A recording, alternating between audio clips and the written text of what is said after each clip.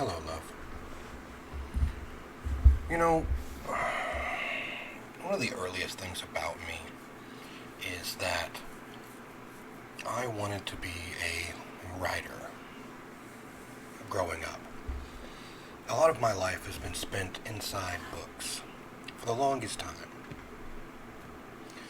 I I didn't really have a lot of interaction with people because I was left alone reading a lot before before I actually got like a Super Nintendo and started playing video games, which in my mind is a great storytelling device, as we all know today. I used to read lots and lots and lots and lots and lots, but my book preferences were always books that I could find around the house. So I had a lot of books that my dad would read. So I read a lot of Stephen King. A lot. I remember doing my first book report on The Stand that I had read, and I was 12, maybe not. No, I was 10. Yeah, I was 10 years old. The first book report that we had to do, and I did it on The Stand. Great book, excellent book. I know they're remaking it right now as a miniseries, but it kind of threw my teacher off. And even before then, when we lived in Washington State, I used to write short horror stories to myself. I had a single friend who would also write stories, and we had a book that we had started writing together of short horror stories.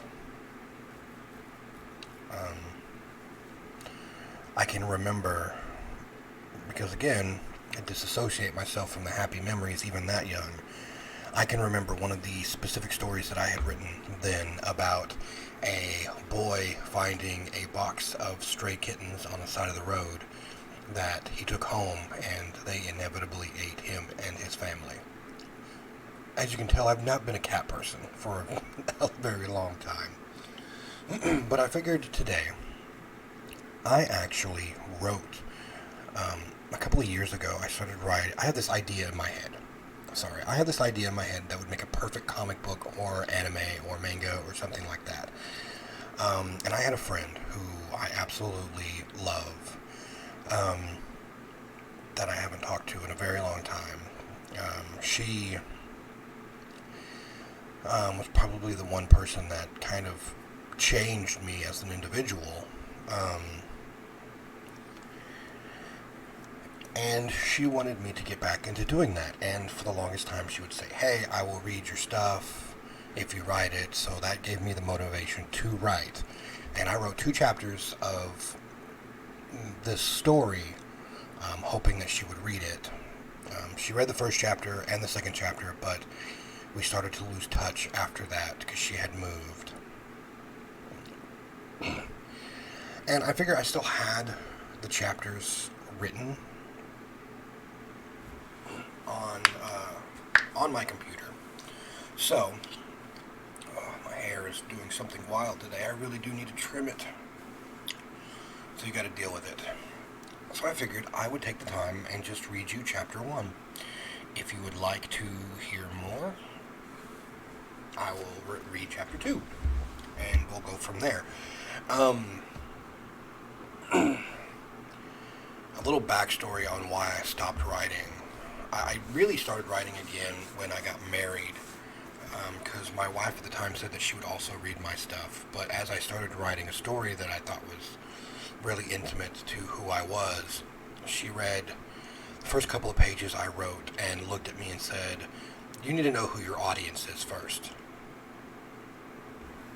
And that really kind of struck me because I didn't have an audience, like, at all. So I just stopped.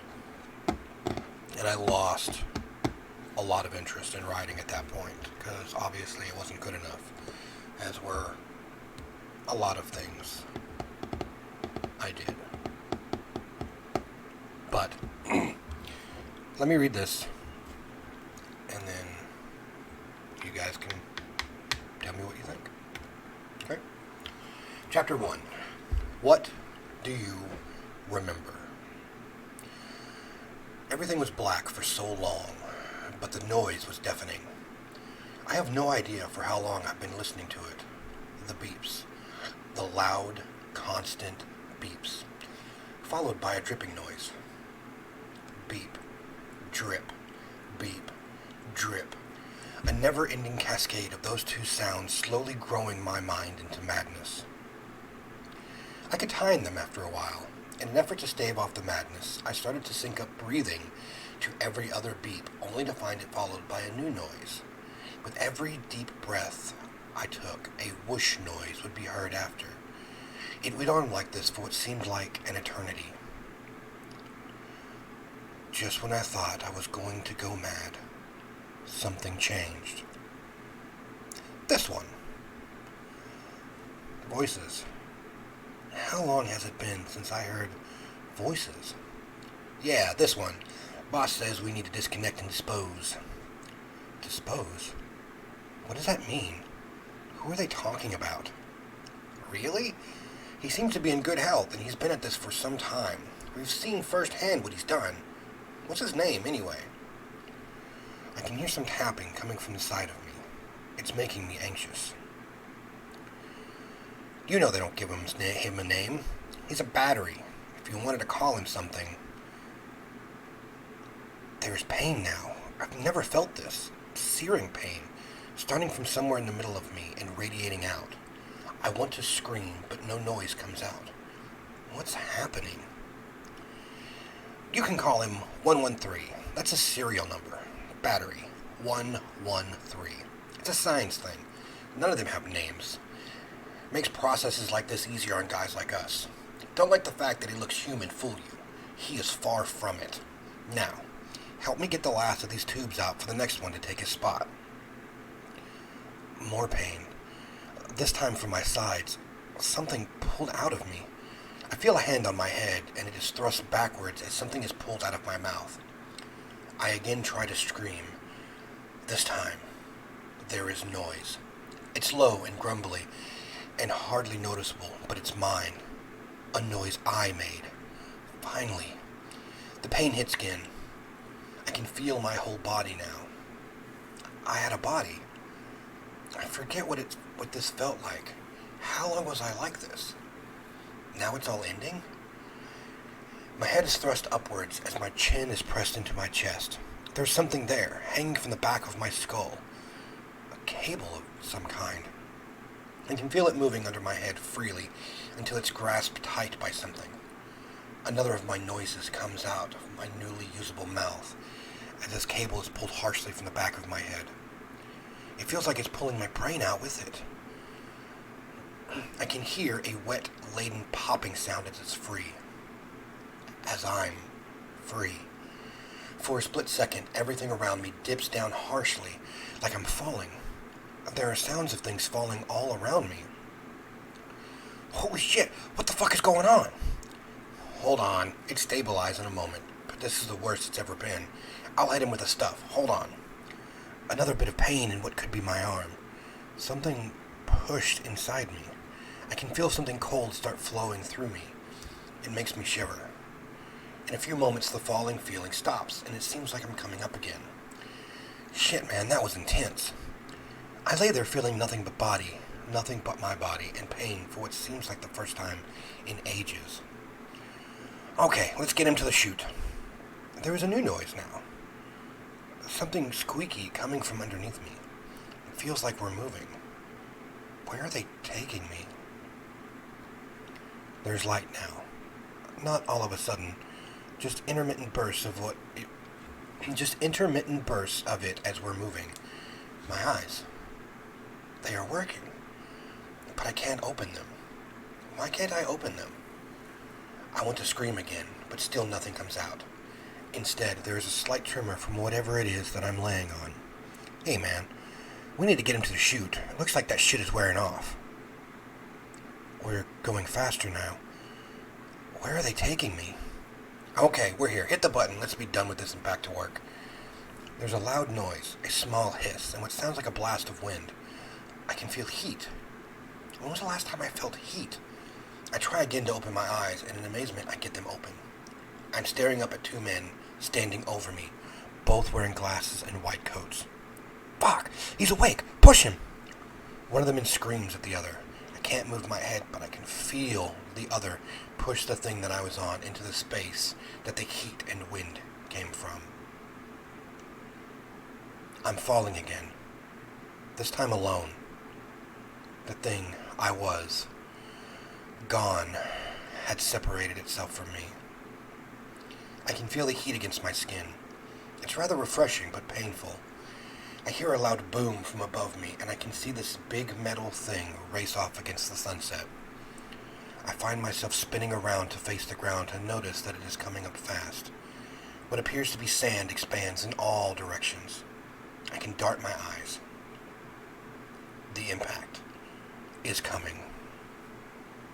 I let out a deep breath just as I hit the ground. Sand rises up from all around me in force, and I fall into it. I can't breathe for a moment. My whole body feels numb again. I can't feel anything, just like before. I finally take a breath. Air and sand enter my mouth. Then the pain comes. This time 1,000 times worse than ever before. I feel every cell in my body screaming. Then it reaches my mind. Every ounce of pain my body has developed in what seems like a never-ending life of darkness reaches my brain.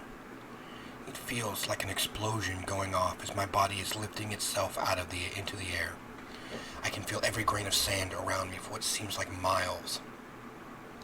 In the explosion going off in my mind, every single grain of sand blasts upwards into the sky and swirls around me. I've created a storm of sand, and I'm floating in its eye. For a split second, I hear screaming. Not my own, coming from just the edge of my sandstorm. Something is coming. I can feel it pushing the storm of sand around it. My body lowers itself as an elderly man walks into view, holding one hand in front of him. He's wrapped in robes of black and gray as he comes closer. Suyo Jinishi ni. His hand touches my head, and I hear loudly a voice not my own inside. Sleep now. I can feel my body falling to the sand and then darkness again. There's light. But this time it is different. I'm standing now, and the light is all around me. There, the old man sat, legs crossed, only meters away. He notices me and smiles lightly. Come, sit. I walk over and crouch to the ground, sitting like him. It's odd, though. I feel no pain at all. Where am I? Who are you? I say, but amazed at my own voice. I didn't know I could even speak. Tell me, son. What do you remember? And that was chapter 1. I don't really know how good that was. I guess you will be the judge. I didn't really have a title. But the premise was basically that the main character is basically the greatest psychokinetic in the entire world. And he was being used, factory-wise, as a battery to keep a gigantic science military airship afloat in the air. He would be, when found out that he was alive, those same people would send other mental superpowers against him. I had a whole view of different bosses, of people that would come after him. One of my favorites being a pyrokinetic that could basically start any fire that he wanted just by looking, who is also a pyromaniac, who inadvertently set himself on fire by looking in the mirror. So they kept him wrapped up in bandages and tied to a board with nothing to look at until they were ready to use him as a weapon. I thought it was pretty neat. But that is chapter 1 of the story that I wrote. Let me know what you think.